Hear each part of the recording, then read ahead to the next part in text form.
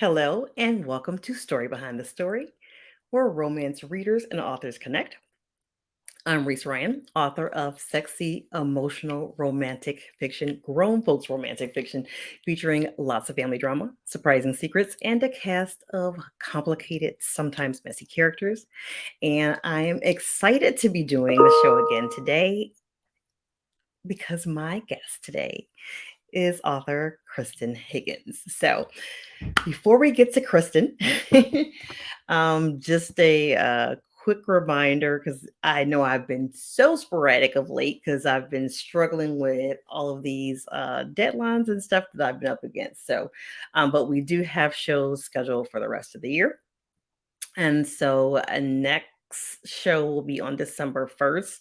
And we're going to have Sierra London, who started the Lunchtime Chronicles, as well as some of the other authors from the Lunchtime Chronicles will be joining us for that show. And that's on Wednesday, December the 1st. And then on Wednesday, December the 15th, Bill Calhoun will be joining me. And we will be talking about building community in diverse small town romance. So those are the upcoming shows. I'll give you a reminder about that at the end. Also, I am just like I said, I've been a little busy. So there's a giveaway that I'm participating in. It's a huge giveaway of steamy romance and as well as an e-reader, and that ends today. So if you look in the description for the show, when the show's over, you have the rest of the night. So if you look in the description for the show, you will see where that giveaway is so that you can enter to win a bunch of steamy romances as well as an e-reader.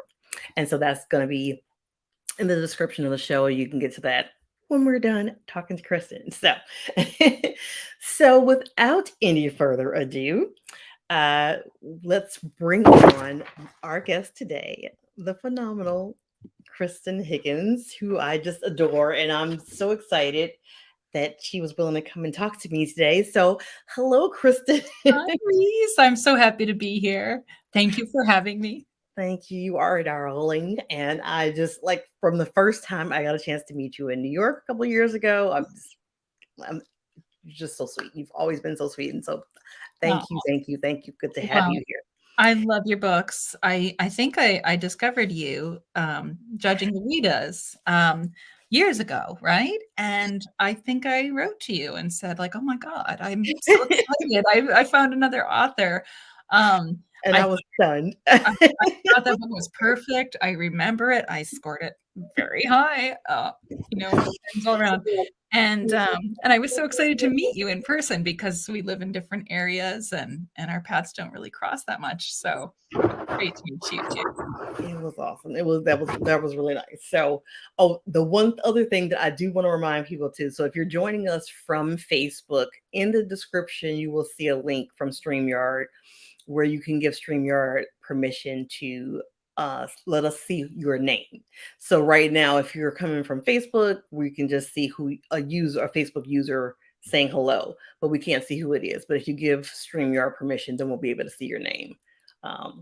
And who you are. So just wanted to get that out of the way. So yes, that was so nice. Like I said, when you I'm like had a complete fangirl moment when you contacted me. I'm like, what? Especially you did these adorable little postcards. I remember that Yes, had yeah, diverse authors on them. And I yeah. was one of the authors that was on there, and I'm like, I am still pinching myself, and I still have that card somewhere. Well, So I can't believe readers always say, like, what are you reading? Who are your favorite authors? And as soon as they ask you that, your mind goes blank. it You know, does. I It does. think I was reading something this morning, but I can't remember what, and so I got these postcards printed up with like, the best authors of the year for me, and Reese is often on there. Um, yeah, it's really nice to be able to tuck into a book at a signing or give out, and just spread the word that, there's an author you love and read them so we can talk. I love it. I love it. Hello, Caitlin. How are you? Thank you for joining us. And hello, Veronica. Thank you so much for joining us this evening. And everyone who's here today, thank you for joining us. And make sure that if you are here If you are new here, make sure you hit the subscribe button so Yeah. that you'll be here for future shows, but also hit the like button and let so that other people can find the show and hear what Kristan has to say because I'm so excited to get into this. I have so many questions I'm ready to bombard her with. I know you all have questions, and this is a very interactive show. So if you have questions, by all means, drop them in the chat, and we will try to address them as we can during the show. Hello, Brenda, as well. And so, we will try to address them as we can in the show. So just, drop them in the chat as we're going. But I'm going to start off with, for anybody who's not familiar with you, Kristan, tell us a little bit about who you are and what you write. Well, I firstly am a mother of 2 grown children and the wife of my beloved husband of 30 years coming up on. And I live in a small town in Connecticut, and I'm a writer, which was not my chosen career. I really wanted to be a pediatric surgeon, but that didn't work out so well. Like Wow. my first semester of college, I transferred majors. I'm like, get me out of this science and math. So I became a writer when my kids were small. I stayed home with them. I was really grateful to my husband who worked 2 jobs at the time. And I knew that I would have to go back to work in some form and contribute to the family finances or be widowed young. And so I thought, maybe I could write a book and then I could stay home with my kids. Um, and so I gave it a shot. I wrote a romantic comedy because I thought, who doesn't like those, right? I studied at the feet of the greats by reading everything Susan Elizabeth Phillips had written, Jenny Cruzy back in the day, and wrote a book, and it got picked up. And much to my surprise, I've been under contract ever since. So it occurred to me like a few years ago, oh, I think this is maybe my career and not just a couple of books that I wrote. That is phenomenal. That's exciting. Okay, wow. I love that. Yeah. And there does come that point when you're like, okay, this is actually my job. Right, right. But I think like a lot of us writers, we were writers before we knew it. So we told those stories in our heads where, we continued the story after the ending, or we wrote extra chapters because we wanted more fighting between the characters or something, or we hated the ending. So we're like, screw that. I'm going to make something up myself that will be much better. And I didn't know that everybody wasn't like that until I started talking to other people, and they're like, no, I don't. I read books, but I don't like invent them. Don't tell myself stories at night. I'm like, oh, okay. So I think I always loved creating worlds and people and when I was a young mother, we live in sort of a rural part of the state, and we don't have any neighbors like that I could look out and see if other kids are playing. So I invented my friends. I just like had my imaginary friends, and eventually I wrote them down. So that's how I got started. It's kind of a strange story. Wow. Oh wow, that's wild. And yes, I think we all did those like the stories and stuff. I Yeah. remember writing stories when I was young. I remember writing stories like on the school bus and like passing the page. Like as I'm writing it, I'm passing pages to other people. So like we all have those like wild stories, I think, from Mhm. all feeling like you always have been a writer. And so now getting to do that as a job is, it is, it can be wild. Yeah. Yeah. And, like you said, like you said earlier, publishing's changing and all of this kind of stuff. But it still is, I would say, on average day. I'm glad that this is my job, that I actually get to do this thing that I wanted to do when I was a kid. So Oh, that's that's pretty so cool. great. That's so But great. I love hearing all the different stories of how authors got started. And yeah. And speaking of authors, we have a lot of authors with us too, like Donna Hill, who just said hello. So hello, Okay. Donna Hill. So you told us a little bit about you, a little bit about how you started. So one other thing I always wonder when as people have their career has started to have some length, is if there was a piece of advice that you could have given your younger self at the outset of your career, what would that have been? Yeah. I think it would have been, um, kind of like the serenity prayer, right? It would be to not fuss about the things you can't control. All you as a writer can do is write your best effort in that time period before your deadline, and you give it your best shot, and then the rest is up to your publisher, but mostly to readers. So readers who say like, oh my gosh, I loved this book and it was so charming, and I love fake marriages, and so they say you got to read this, and that's how author careers are started, that readers respond to them. So I would have said, let go of worrying about your covers or your, no advertising or marketing plan. Just do your thing. Keep your head down, keep writing, and don't get sweaty on release day because you're not sure how many books will sell, because it's out of your control. So let it Yeah, go. I like that because, and that is so true. Maybe it's the wine talking, but I didn't bring my like. No, I wasn't smart enough to do that. I only brought water. But that is so true. Another author, Tasha L. Harrison, always says, keep your eyes on your own paper. yes, right. That that is so helpful because in this industry, it can be like that. We're like, oh, Mhm. if you're always worried about what other people are doing, Right, it can definitely take a lot of the joy out of it for you if you're not like kind of focused on your own path forward and realize, mhm, okay, I can do as much as I can do, and right, right. these other things are right beyond my control. So, huh. So now we're gonna talk about Pack Up the Moon. So this was your summer release, Yes. and tell us a little bit about the premise of Pack Up the Moon. Okay, so the premise is that uh, a, a very happily married couple finds that the wife has a terminal illness for which there is no cure and very little treatment. And so a year into their marriage, they find out that it's not going to be a long marriage. And and they decide like how are we going to cope with this. So one part of the story tells Lauren's story, the one with the disease, and then the other story is Joshua's, mostly from the time that his wife dies going forward, and he is completely lost without her.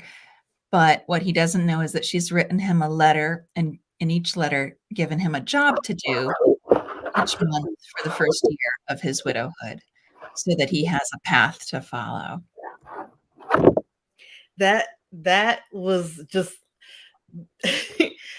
I started reading it and literally I was like in the first chapter, like the first couple of paragraphs, and I'm like already tears and also laughing.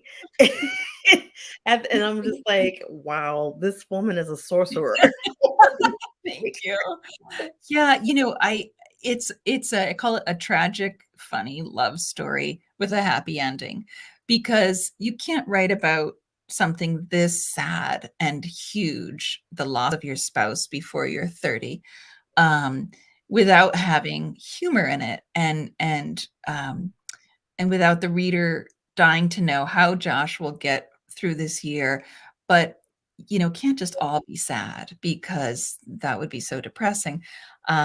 So I think that's one of my trademarks, Reese, is that I always try to blend the sadness and the funny, the poignant and the comedic, because I like to read that. As a reader, I love to sob over a book. I can always count on Sonali Dave to do that for me, and I love to laugh over a book. So I, write what you want to read is one of the rules of writing, and so that's what I try to do. Yeah, you definitely do master blending these two, like this really sad You know, situation, and yet finding the everyday humor. in life as a person tries to make their way through a situation like that. So, Right, right. and what you said about writing what you want to read, I think that's so important. And I Mhm. think for me, that's why like family drama and stuff like that shows Yes. up in every single book. And there's always some humor in it and just stuff like that. Cause that's the things I want to read. And I think that really shows up in a story when you have Mhm. that kind of passion for it, for the story when you're writing it. And I think that definitely translates for the readers. So you Yeah, have I love family drama too. In Waking Up Married, I loved how you did the mother and the aunts and the wedding planning, and how how deftly Dallas negotiated her family and how she was sort of a deer in the headlights. So I love that, and I think that I also like to write about real life. So it's not just the hero and the heroine having witty repartee and yes. sexy times. It's got to be, and your mother knocks on the door, or your sister wants to know if you're coming over this weekend, or job troubles and neighbor troubles and all that. I love that, like, big chaotic mess that Yes. is Yes. life, right? So do I. So what inspires you to write Joshua and Lauren's love story? Okay, well, I was desperately trying to finish the book before Pack Up the Moon, which is called Always the Last to Know, and I had to sequester myself away from my family. And so I went to Cape Cod, which is one of my favorite places. And I rented this little house on the ocean, which I highly recommend everyone do, if at all possible. In the off season in February, it was really affordable. July, probably not so much. But Right. I had my dog with me, and I was taking him for a walk on the beach, and it was like 12 degrees with a bitter wind coming off the Atlantic. And there is no cold like Massachusetts cold, I am convinced, because it's raw and wet and it gets in your bones, and like it takes 3 hours to warm up after you Oh like my goodness. feed the birds or something. So anyway, we're walking along and I'm like, hurry up, Luther, we're going to freeze to death if you don't hurry up. And I see this guy, and he's walking towards the edge of the ocean, and he has like a little jacket on, and I'm in this like 40-pound parka from LL Bean, and I see him, and he's just staring out over the ocean, and I thought to myself, he looks like the loneliest man in the world, and I want to save him.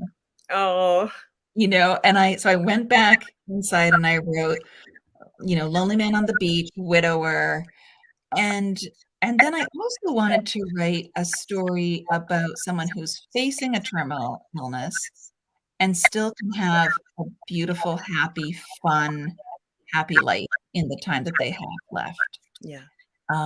Because there's we all know somebody who's faced that, and that's a huge decision too. Is like, how do you handle the rest of your life when you know it's going to be short?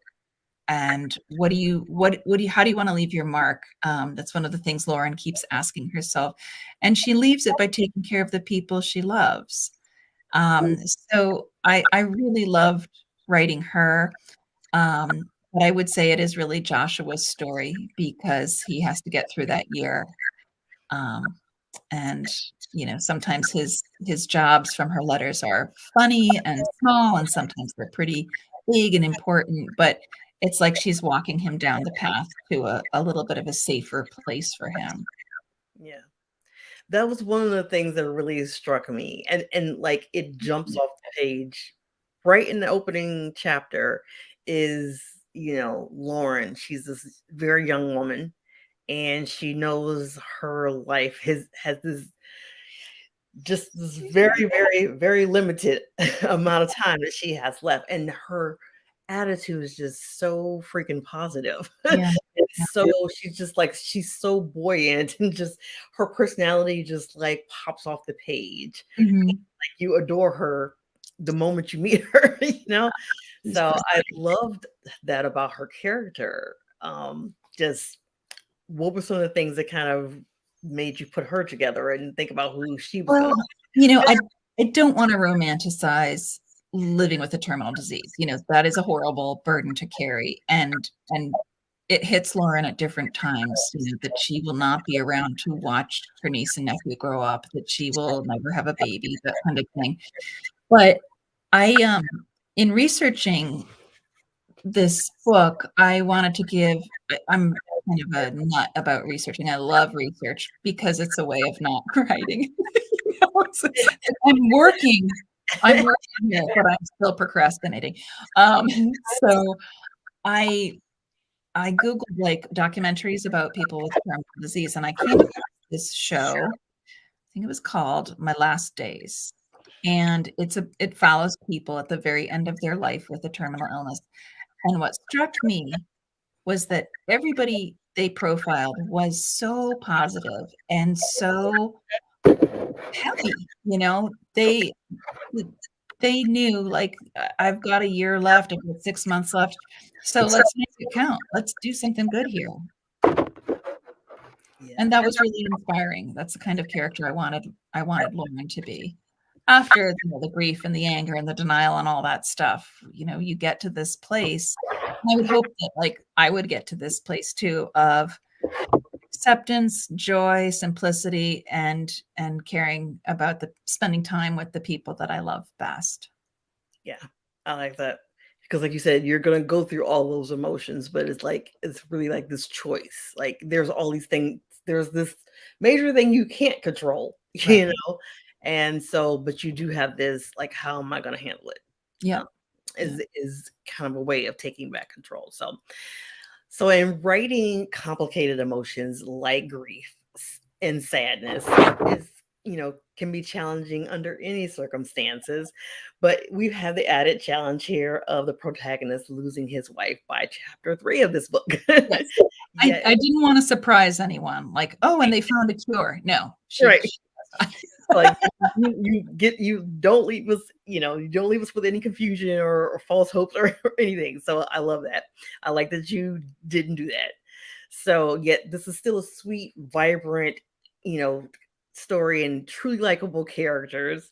So, I already told you I was crying and laughing in these first few paragraphs of the story. So what were some of the challenges that you faced in writing this story about a widower?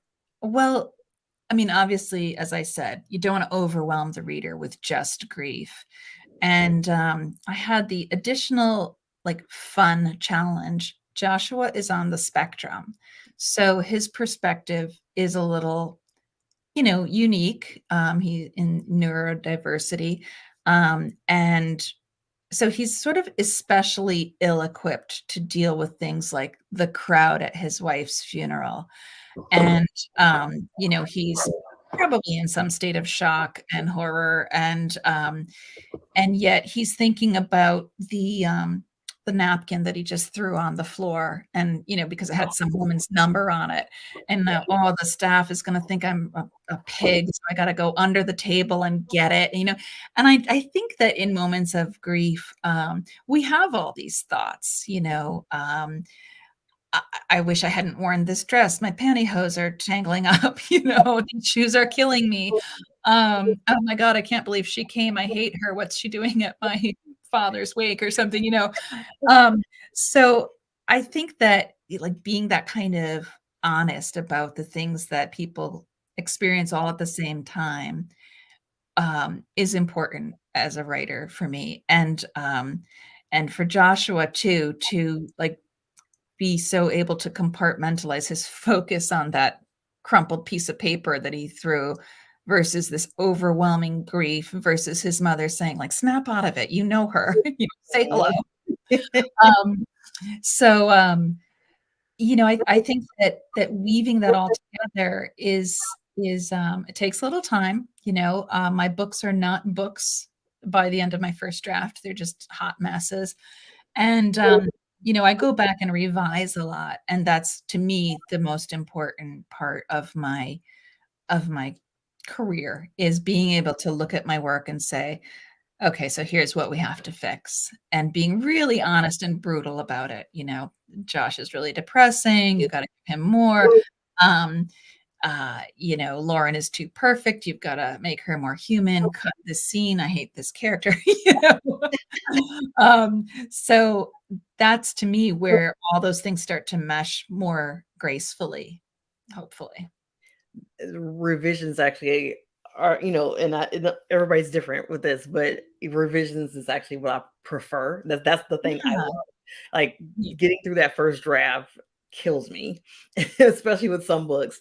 But just once it's done, I'm like, okay, you can fix it. I can fix Now I anything. can fix it, right? Yeah, Right. exactly. Anything, but just getting that out there at first sometimes seems so hard. So, you mentioned that Josh is on the spectrum. At what point did you decide that his character was going to be on the spectrum?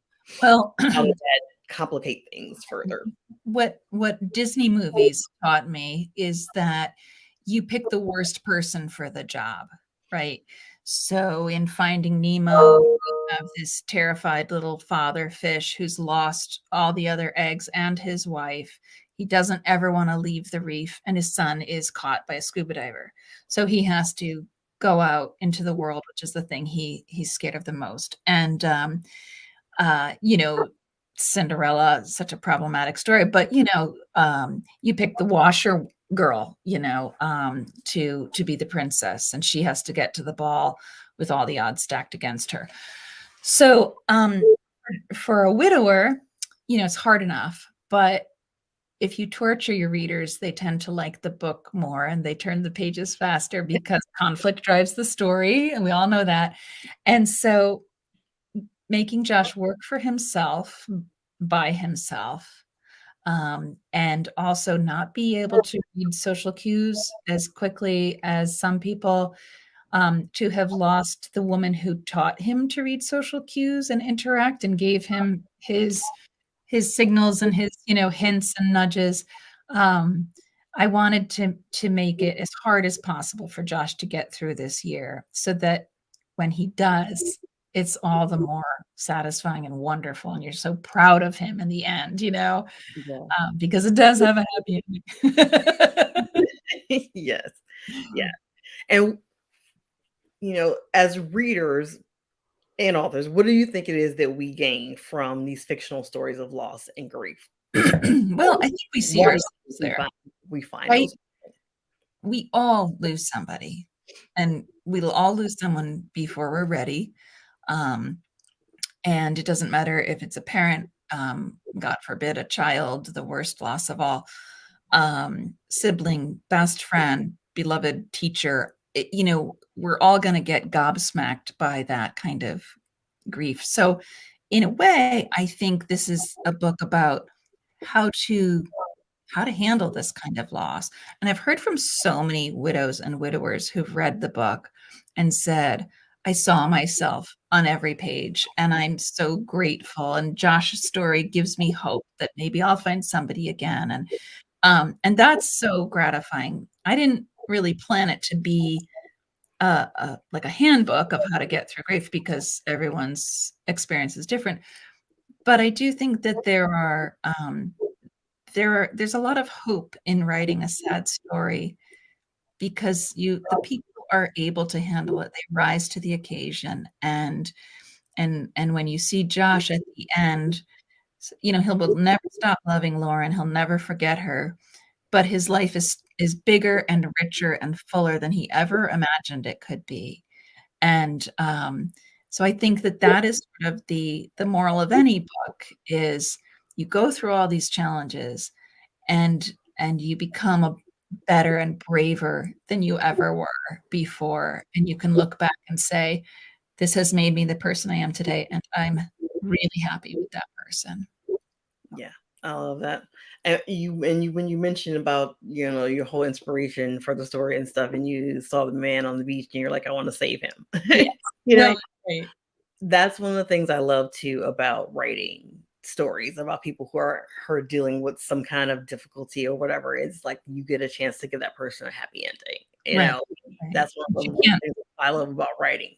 and you can't always do that in real life, so it's a real refuge to be able to write a book where things end well, you know? And you are in control of that. Yes, I love. So you talked a little bit about earlier about, having this heaviness and trying to balance it. So how do you approach creating that balance of, okay, I have this really heavy story. How Mhm. do I, how do I make it light but not too light? How do you approach that? Yeah, again, I paid a lot of attention in this book in particular because I think this is definitely a tearjerker of a book more so than anything I've ever written. Although if you don't cry at least once while reading my books, then I'll be disappointed. I want your tears. So I knew that there had to be levity and there had to be some funny scenes. There had to be some unexpected surprises, and I use a lot of the secondary characters for that. Um, there's a scene where Josh has a dinner party and it goes really, really badly, which I love to write because I'm not much of a cook myself. But it just is so awful that it becomes funny even to him. And there's a scene where he has to take up a new hobby and it's karate, and his teacher's like this 4'9" little Japanese woman um who can bust his ass. And I loved writing that scene. And I felt like that I needed to balance it to give my readers a breath, and also to, that's life. You cannot be sad forever. You can't be afraid forever. Those emotions are exhausting. And at some point, like how many of us laugh inappropriately at a funeral? I mean, I did at my own dad's, you get the giggles and you're like, I'm a horrible person. I'm going to hell, but you can't stop laughing, you know? So I was very deliberate about giving the readers those moments and those scenes. And it was really nice for me too, as the author. Like, now I'm going to write something fun. Yeah. Yeah. I love that. So, like I said, we have authors and people who are wish to be authors in the future. Yeah. So what advice would you offer to someone who wants to write a story that's dealing with loss or grief or some other kind of complex emotions like this? I say do it. If you want to write any kind of story, I think our job as an author is to give the reader an emotional connection to our characters, where we relate to them, we like them, we want to see what happens, whether they're good or bad. In romance and women's fiction, we generally write good people, but it's go there, go for it. Go to those really honest, dark thoughts if you're writing something very emotional. And don't be afraid to do that, because you will be speaking to the people who've been in that moment. In one of my books, a woman is a victim of a home invasion, and she's, she gets the crap beaten out of her, but she lives. And it's a tough scene to read, and it was a really tough scene to write as well. But that does happen to people. And then you see Nora and how she emerges from that traumatic event and how she grows stronger and is more able to face her fears by the end of the book. You wouldn't wish that on your worst enemy, but you can get through it. So if you are an author who wants to write any story, light, heavy, it's got to be emotional. And I say do it, because nobody was born published, not even Stephen King. And we all started in that same place of, I wonder if anyone would read this. So go for it. I think also the world needs your voice. And I think that everyone who says, I think I have a story in me, you do. So get it down, get it out, and enjoy. Yeah. Yeah. It's just, and the hardest thing is getting it on that page in the Yeah, first place. And like you said, it can be horrible. It can be crappy. fine. And, but that's what the whole editing and revision process is Right, for, right. to go in and fix that. So, and speaking of crappy, and let's talk about your podcast, Crappy Friends, that you do Ugh, with your friend Joss Day. yes. Tell us a little bit about what that's about and what sparked Okay. the idea for this project. Well, this is a labor of love that Joss and I record usually over one of our kitchen tables and a glass of wine.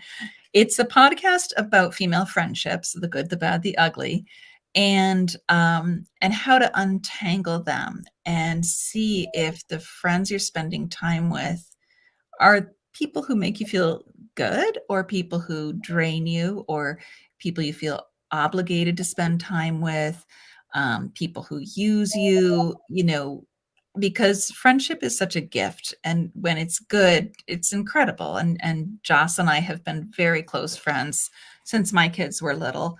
And she comes to my house at Christmas, and I was at her house just the other day. We're really tight. And we both had experiences where we broke up with a friend or a friend broke up with us. And there was this sense of shame around that experience of like, I'm not supposed, women are supposed to have each other's backs. We're supposed to be friends to the grave. We've all seen Steel Magnolias and, um, girls' night.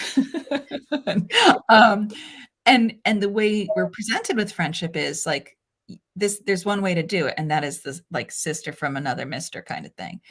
And that's not always true. Not everybody in our circle is a good person with the same kind of reciprocity or kindness that we might be showing them. And so I guess the idea of the podcast is to say it's okay if a friendship doesn't work out. Don't beat yourself up. Um, Learn from it, learn to recognize certain red flags, and make room in your life for the friends who will lift you up and make you feel happier for the evening that you spent with them, not drained and exhausted, or irritable. So we get letters from our listeners, and generally the run of the show is we read a letter, we weigh in with advice, and then we may share an embarrassing personal problem or two or six, because that's another thing. Like, the idea of like everyone is so glamorous all the time. I really enjoy sharing those embarrassing personal problems, and I know Joss does too. I love it. I love it. And that is absolutely true. Everybody, like, what do they say? People are in your life for a season or a reason or whatever. So, Yeah, and um, knowing how to let go of them yeah, and recognizing that our fictional friends, the friendships that we write about might be really idealized, and the friendships that we see, like Rachel and Monica, just leap to mind. That they're not. That's fiction right there, and real life is messy, as is like the whole theme of our conversation, Reese, is life is messy and filled with many emotions. yes, yes. I love that you're giving people that, making them look at, first of all, are the people around me, are they really my friends? Yeah, You know, or is this a person who, lifts me up, or is this a person yeah, like dead weight who's always right. like making me And feel bad about myself? So exactly. yeah. And we also talk about, like, are you the crappy friend? Yeah, that's an excellent question. We wrote a book, and we both admit to the, times that we have been crappy friends, and how and being honest might hurt initially, but is kinder in the end, like, rather than say, like, "Oh, I can't believe I have to go out with her again tonight," and, you know, bring all this negative energy and be lying to this person. Like, of course, I'd love to come over. You know, there's a better way, and Yeah, it's honesty, really. I love it. I love it. So, where can people listen to the podcast? Oh, I think anywhere, Apple, Spotify. So it's called Crappy Friends. And again, it's like it's not a sophisticated podcast with an engineer. It's just the two of us, our dogs, our wine. And we have a really good time. So if you have a friendship problem, feel free to hit us up for advice. Yeah, I like that they, can write to you and get advice and stuff. That's very good. Yeah, clumsy. Speaking of advice, Mhm. we have a few questions Oh, from sure. viewers. So I'm going to start with In Mug H. Wait a minute. In Mug His For. I'm sorry. Just let him You know who know. you are. I'm just okay. So the question is, what's the best craft advice you can give to BIPOC writers starting out? And are you a plotter or a pantser? So that's two questions. Okay. So, since I am not a BIPOC writer, I would say, don't let the industry get you down. Um, I do think that diversity is having a long-awaited moment where, you see some great movie deals being made, television shows, authors like Kwana Jackson and Kennedy Ryan and Sonali Dev really like having their moment because they are not writing about white people solely. And so don't let people tell you that your story doesn't matter. It absolutely does and needs to be heard. So that would be you're much better suited to answer this question. I'll Well, wait. I'm gonna yeah, wait in too. I'm gonna let you answer first about whether no. I'm gonna answer first, respond first too, and then we'll go to the second question, second part of that question. So, and so my addition to that would be like you said, definitely like you said earlier about we were talking about the stories about grief. Whatever mhm, your story is, and you want to write, there's an audience for it. Tell your story, but I would add to that because whether you're published or with a traditional publisher or you're trying to do something as an indie author or whatever, you know, be authentic yes, and with your story. And when you know that you are right, so it's a careful balance. Like we're working with the editor or whatever. It's like, okay, you don't want to sit there and act like I know everything and I don't need help. But there are some things, this is your story. So there are some things you need to stand your ground on. yeah, And I find that in my experience in certain situations that definitely BIPOC authors have to deal with that more of having a sense of knowing when to stand your ground and say, nope, that's not the story I'm writing. you know, like the time that I've been writing, which is like 20 years. Um, there was no self-publishing when I started. There were no ebooks. And if an editor said, I want you to change this so that she's not like so black or something, then you would do it because there was one publisher that would publish you and you had to play along. That's no longer true. I think that authentic own voices stories are very important, and I think they're really popular. So, absolutely be true to yourself, and this is your name on the cover. So, be proud and of the content inside. That's right. Absolutely. So the second part of that question is, are you a plotter or a pantser? Oh, I like to have, some idea of where the story is going. So, around I follow sort of an outline, like, we meet the character and she's, with her grandfather, and then this person comes into the store and oops, look who it is. Um, and then, I'll have like family scene or run into the hero scene or something like that. But I like to know the characters as best I can before I start writing them. So I do a lot of thinking um, about why would this character do this? What in her past makes her this way? Where is she in the family structure? Where did she go to school? Maybe she dropped out of school. Was she bullied as a kid? Like I try to know everything about my character. And then about page 200, 250, my books are long. I say, oh, okay, now I know the character. Now I've spent a few months with her, and now I don't need that plot anymore because characters take on their own life, as it were.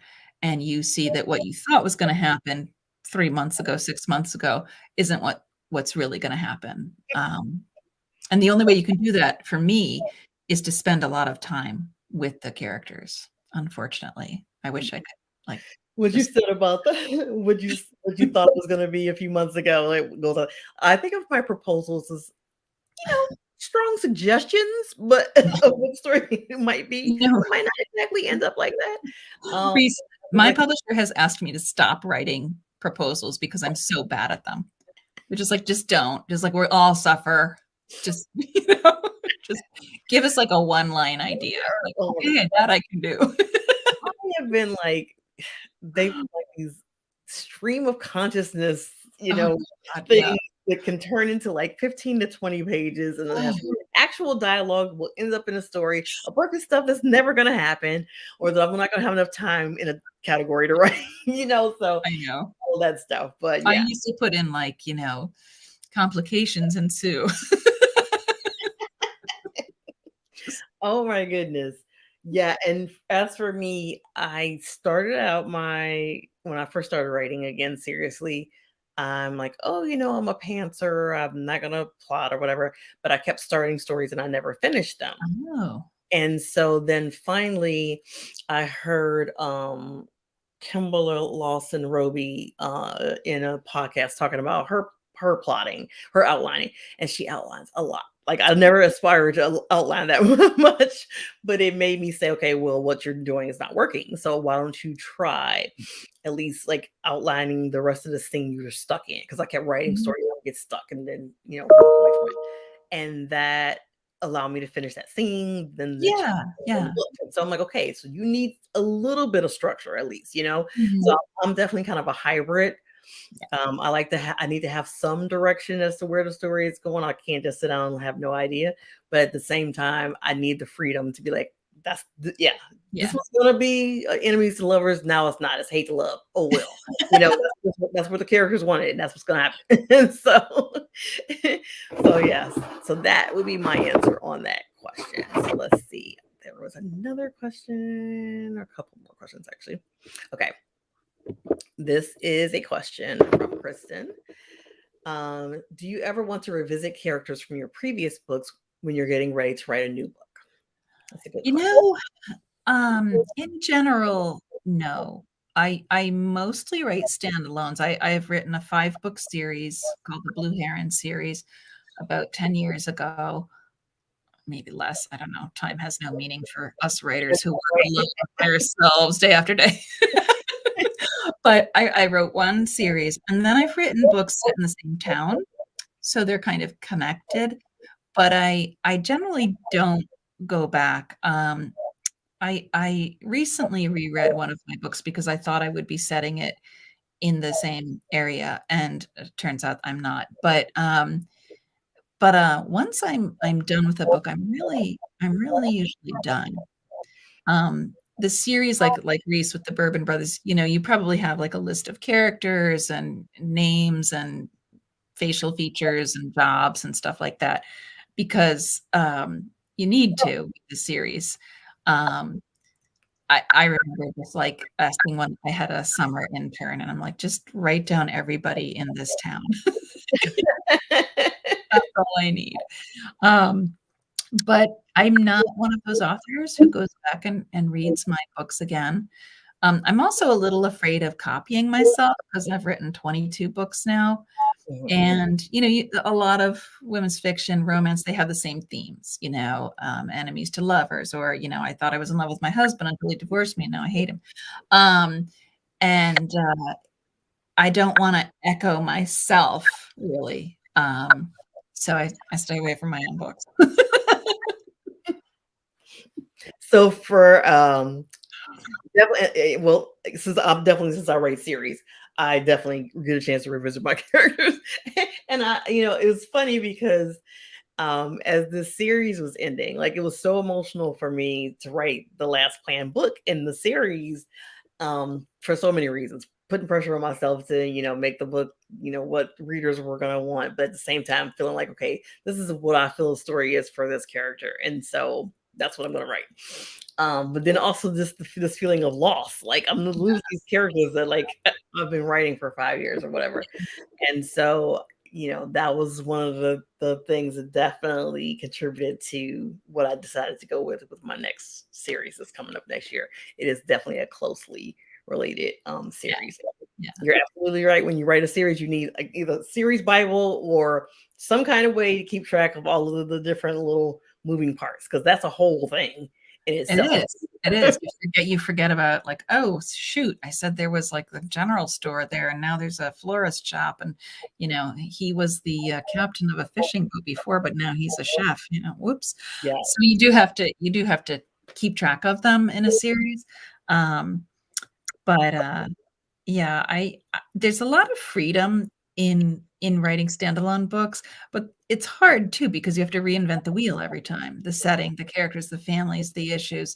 So I do enjoy setting books in the same town so that that town is there. The secondary characters are there. I might use them and make them more important, or I might not. But it is kind of like a cheat sheet for me almost. So the book that comes out next June is the first book set in a town, and my next few books will be set in that same town as well. Very nice. Very nice. I like it. Okay. And Kristen had another question, and she said, Reese, I haven't read your work before. Which book would you recommend to a first timer? I would probably say, as a recommendation, Savannah Secrets, because it's the first book in the Purple Brothers series. And then, you know, that'll kind of set you off in that world. So that would be my recommendation if you're I mean, new you to don't have to read Reese's books in order, but you'll like come across a happily married couple, and you say like, I wonder what that was. Oh, there's a book about them. and I really really incorporate those former characters. I really do lean into like my secondary characters. They're really involved. They're usually not just like a walk on. Oh, he's a walk on. He's gonna get a book Right. later. They're usually really really involved in the story. Yeah. It So makes yeah, you feel like you live there and you're like sitting in the coffee shop with them. I do love that. There's a magic about series, where you get to stay with these people for a while. There's also like the magic of knowing when to stop, right? yes, yeah. And That's always the trick. Like, is it enough yet? Yes, I love it. Okay, so we have a question from a Facebook user. We can't see who you are, but says, when writing a series, do you write it all at one time, then correct or proofread, or do you just write then insert the scenes? I guess, yeah, just insert Hmm. the scene not used. So you write the scenes and then put a book together. So I don't know. There's a lot going on that in that question. So, My but I would say inter- definitely, I don't know. For me, I don't write the series all at once. I don't. So, when you wrote your series, did you write all the books at once? no, I think my take on the question is like, do you have the whole series planned? This character with this one and this one with that one. Um, the answer for me was no. I knew that I based it around the Holland family, and there were 3 Holland adult children who would get their stories. It was going to be a 3-book series. It turned out to be a 5-book series because I liked the twins who ran the pub so much that I decided they should get their stories. Um, I didn't have it planned out. It was 1 book at a time, but I did know, like I knew, and this is one of Reese's tropes, marriage of convenience. It's really hard to do in a contemporary. Right. Like, why do we need to be married? Let's come up with a legitimate reason. And so I knew like I wanted to do this trope, and then I wanted to do like friends to lovers, that kind of thing. But I remember writing one of the books in the series, and I thought like I have no idea who the romantic heroine is.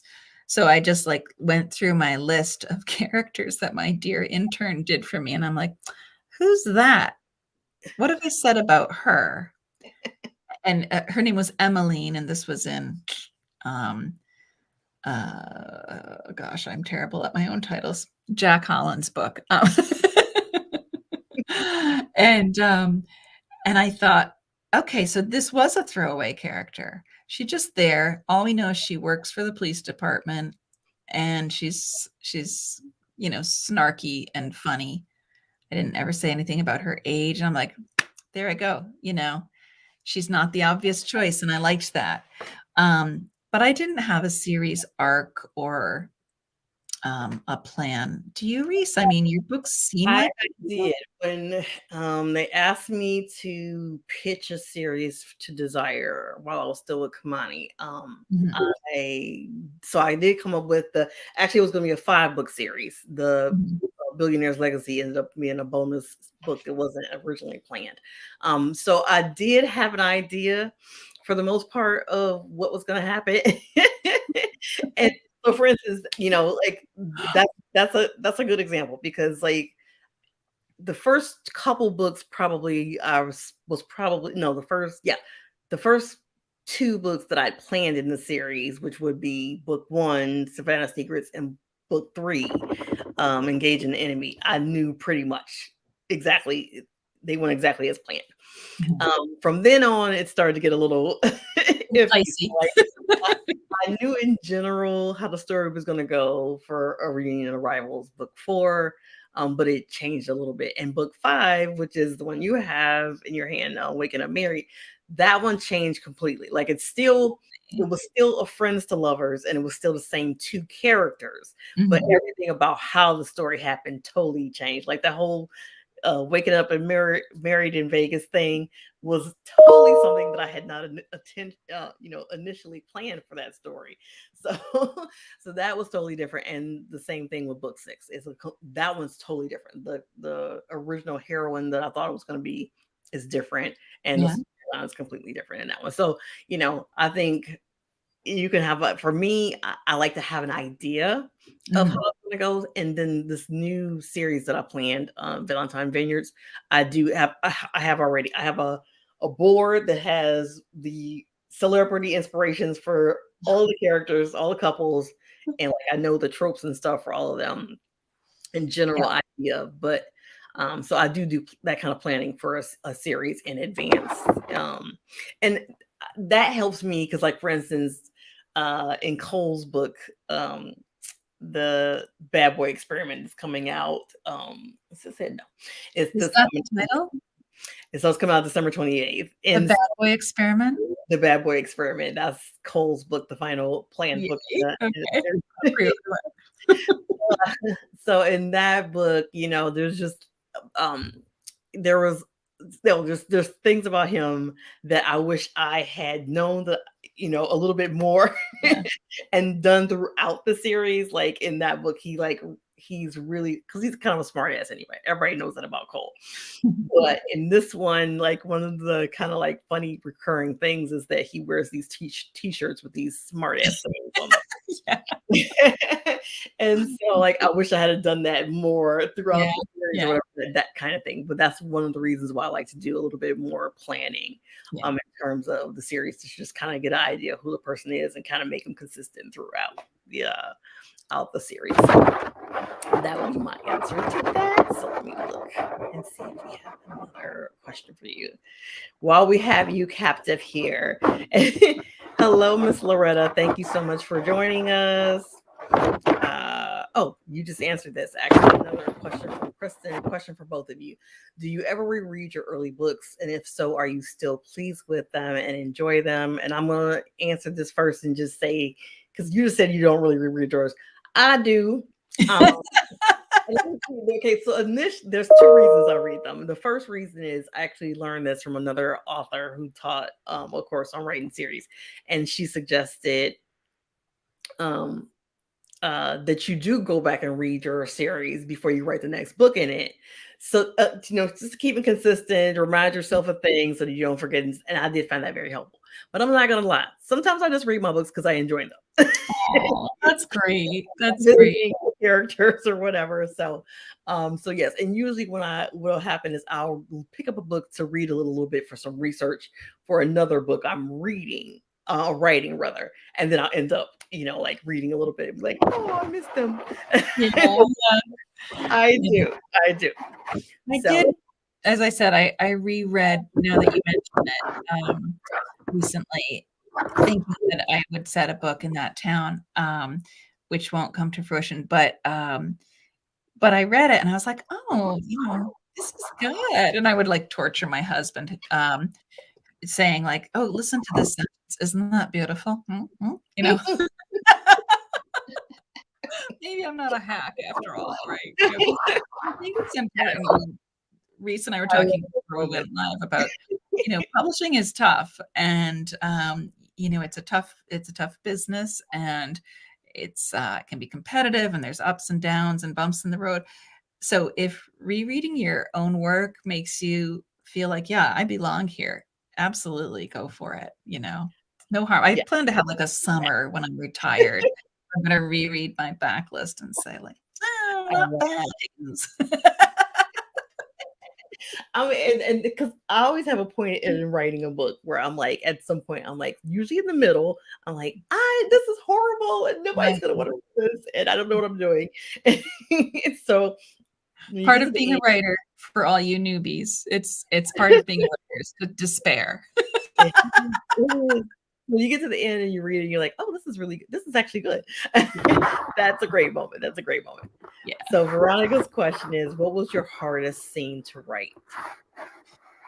Well, for me, it's a pretty easy answer because I write the scene where my heroine dies.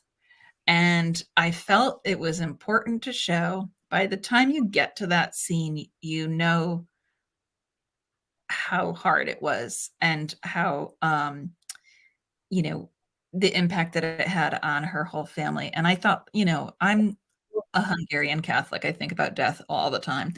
So it's just it's a song of my people, right? We are always planning our funerals and thinking about gruesome ways that we would die.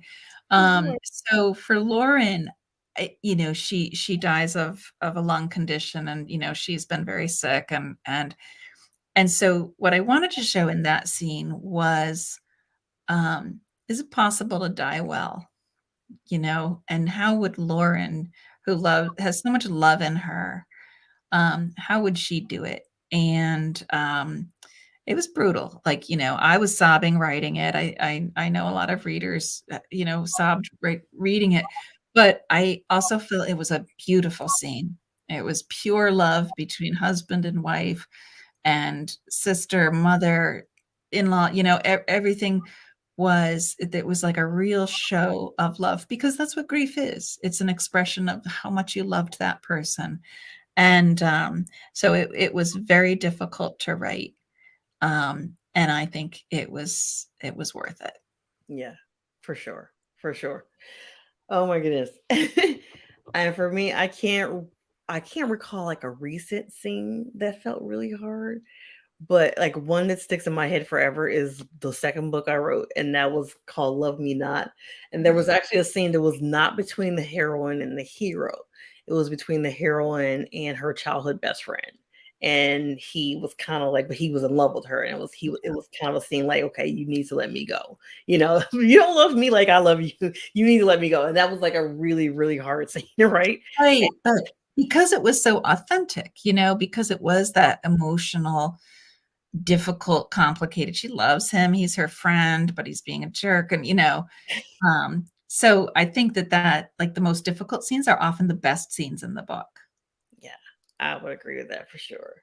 Kristen had another question. Would either of you ever want to try writing a different genre, for example, mystery? I I love horror, and I, cut my teeth on Stephen King at the age of 12, and, like, I'm still scared to go to bed alone. Is I love, like, that again, the emotional impact of some of his work, and I love, like, I love suspense. I'm in awe of suspense writers who can keep me guessing to the last page. I would love to write something really scary or something really suspenseful and surprising, but I don't know that I could pull it off, really. I don't know that I have that kind of mind. That is so funny. Like I totally didn't see you going there. That's funny. And I definitely, definitely have other genres that I want to write. I have like a romantic thriller series that I've been sitting on for like 5 years that I want to write, and then a historical romance series that I've been Yeah. sitting on forever that I want to write. So definitely so many things I'd like to venture into, but also juggling lots of deadlines right now. I know. I really admire you because you write so much faster than I do. Which takes us to the next question. Susan McGuire asks, you are both so prolific. How do you keep things fresh writing within the constraints of the genre? Excellent question. Why don't you go first, Reese? I'd love to hear you answer this. So, I mean, how do I keep it fresh? So, okay, so I for me, probably part of how I keep things fresh while writing within the constraints is because I'm kind of a rebel and I'm always pushing boundaries. And so for instance, waking up married, there's that scene of, how they don't know they woke up married, No, I love I that. wrote that. I did not think that they would let me keep that. I thought they would try to get me to alter it in some way. And they did not. I was super happy about that. So just different things like that. I will tell you almost every time I write a book, I put stuff in there that I am so sure they're not gonna let me keep in there. And usually it stays, a lot of times it's not even questioned. So I think that's one of the ways for me I keep things exciting. And I think also for me, because I like to mash up tropes, Yeah. it's never just one thing. It's never just, friends to lovers, or it's never just enemies to lovers. And so combining the tropes in different ways gives you all these different fun new ways to approach these same, like you said, basic themes or stories Mhm. in romance. So I think that's for me how I do it. What about you, Krista? It's funny you say prolific, and I appreciate that, Susan. Because I think of myself as a slow writer with one book a year. One big long ass book, just like money's worth, okay? I think my most recent one is gonna be like 500 pages. But, I think for me, the best way to keep something fresh is to, really immerse myself in that character's life, and often their conundrum is based on someone that I know or something that I heard in a podcast or a news story. Um, you know, uh like, the night in the next book, Out of the Clear Blue Sky, the night before their only child graduates, the husband tells the wife that he's leaving her because he's met someone else, and, she had no idea. I've watched that happen a few times in my circle of friends, um, and I thought, "Oh, I gotta write about that." So I definitely kinda keep my ear out for interesting stories or shocking stories sometimes, and then really try to, like, embody that person and explore, what it would be like to be that mother whose son is going 2,000 miles away to college, and she's going to be divorced and alone for the first time in 20 years.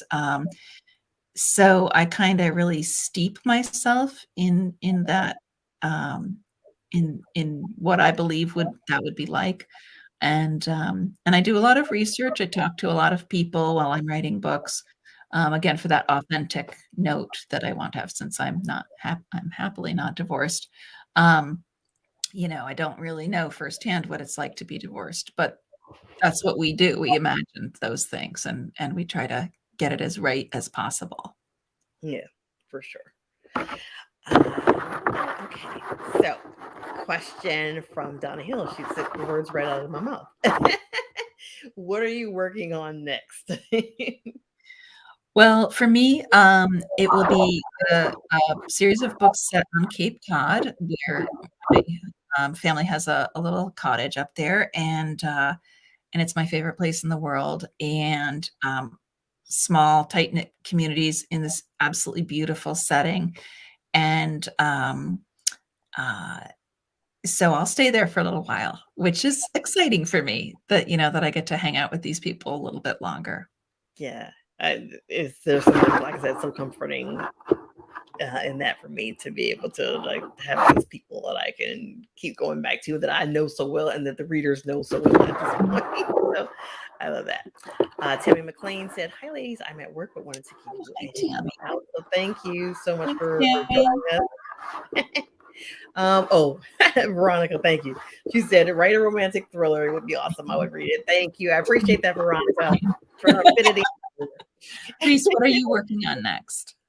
So what I am working on right now is I'm writing the first book in the Valentine Vineyard series, which is the follow-up kind of spinoff to the Bourbon Brothers series. Great. It's going to be set in the same world, the same town of Magnolia Lakes. So you will definitely see the Abbott family again.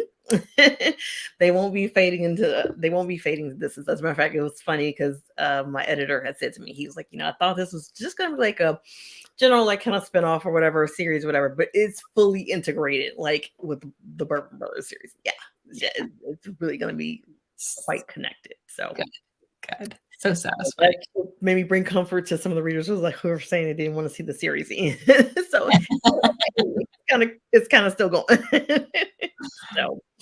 so and tell first of all, thank you so much for being with us, Kristan, and for discussing, writing these complicated emotions and stuff in romance and in women's fiction, and then also answering these great questions from viewers. So you told us what you're working on next, and tell people how they can connect with you on KristanHiggins.com has all my links to social media, newsletters, that kind of thing. I have a small group on Facebook. If you're a really big fan, you can join the super readers, I call them, and I'm a little bit saltier on Twitter, but we all have our opinions to express.